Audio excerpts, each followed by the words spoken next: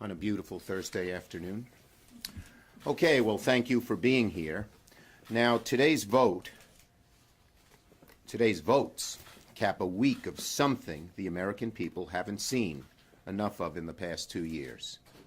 Both parties in the United States Congress standing up to Donald Trump.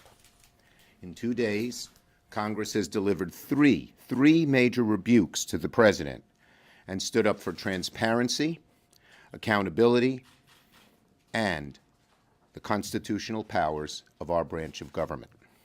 Yesterday, the Senate took a crucial vote to forbid the president from continuing any military involvement with the conflict in Yemen. That vote was about the limits of executive power. As we just saw today, 12 Senate Republicans, far more than the bare minimum, joined Democrats to terminate the president's emergency declaration.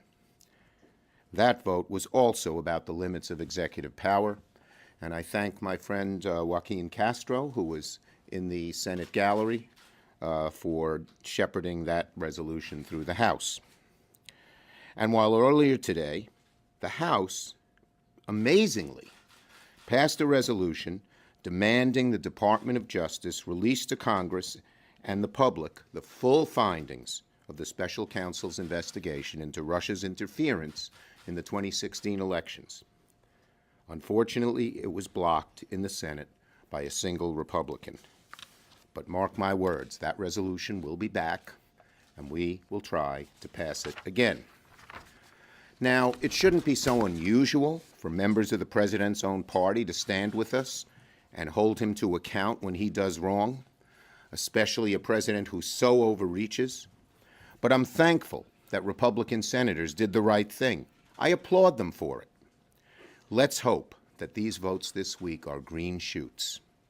Republicans, out of courage, out of principle, and maybe out of exasperation, are beginning to constrain the president when he goes too far.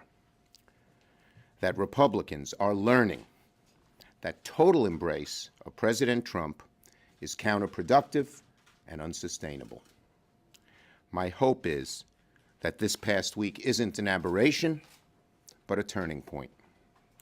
My hope is that Republicans now see how this president is trampling on the Constitution and understand that it is possible, in fact courageous, to stand up to him and say that there will be consequences for his actions.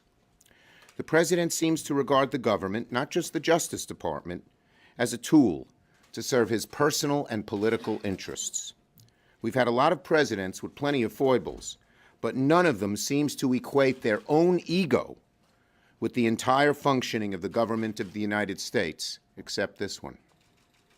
Today, the Senate has sent a strong message to President Trump that under our Constitution, the executive branch and the legislative branch are co-equal. Thanks to the framers of the Constitution, the United States of America has no king, and we never will. We can't succumb to the president's monarchical leanings. It's our job in Congress to limit executive overreach, to defend our core powers, to prevent a president, any president, from ignoring the will of the Congress every time it fails to align with the will of the president. That is what separations of powers means. That's what checks and balances are for. All too often in the past 2 years, these principles have been disregarded. Too many of my Republican colleagues, in blind obeisance to this president, have indulged even his worst impulses. But today's vote gives me hope. Perhaps my Republican colleagues are beginning to rise to the occasion, like they did in previous decades and centuries. I'll be closing by saying that I applaud every member of the Senate Democratic Caucus for sticking together. I've always said that our unity is our biggest strength, and despite being in the minority, by sticking together, we are able to hold the president accountable. Ready for your questions. Senator Republicans have tried to play down that this is a rift, saying that these are independent votes. What evidence on what issues would you need to see to know if this is a sign of... Well, we'll have to see what comes up in the future. First thing they could do is follow their House colleagues and let the resolution that says Mueller report should be made public through. I mean, when Devin Nunes, Jim Jordan, and so many others vote yes for the Senate Republicans to block it is just confounding. Where are they coming from? Do they really believe the report shouldn't be made public? Are they really going to participate in a cover-up? Come on. Mr. Schumer, now that the Lee bill is not being used to siphon support for this emergency declaration, is that something the Democrats would consider supporting when it comes out of committee? Well, look, I mean, you know, I'd have to look at the careful wording of the Lee bill, but for any Republican who says, well, it's okay for him to do it this time, now let's look at next time, at cross purposes. If it's wrong, it's wrong for this president and for any other. Since this is a privileged resolution, felt like a revolution. Yes, it was. You said it right the first time. Is it going to come up again? How soon? Well, you know, the president will first veto it. It goes to the House. He won't have the 2/3. But I believe the law allows us to bring it up every 6 months, and certainly we would intend to do that. But what's the point? I mean, if the president's going to move forward anyway, other than The point of defending the checks and balances that the founding fathers put so exquisitely into our government, we got to defend it 10 times, even if they knock it down in hopes of winning the 11th. Senator McConnell's going to force a vote on the Green New Deal. Are you confident that your caucus is going to be unified? Yeah, we are totally unified. Everyone knows that this bill is a sham, and we are going to ask our Republican colleagues to answer 3 simple questions. Thus far, they've refused to answer them. 1, is climate change real?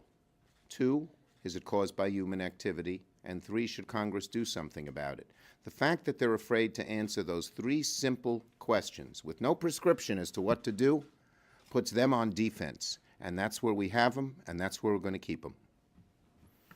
Senator, on the unobligated funds that are being used to build the wall, what are Democrats' plans for first identifying the projects that are going to be impacted? Well, I'm not sure the president can do it, and I think there'll be court challenges. First, you have to find out who has standing to oppose the removal of those funds. And second, yeah, we intend to use every means we can to not allow the president to shift money around when he's not allowed to. Now, he has shown so little respect for the fences and laws and rules that we've had in this country that we got to be real careful, and whether it's legislatively or in court, fight him every step of the way. Okay? Thank you, everybody. Have a nice day. Yes, have a nice week and a half.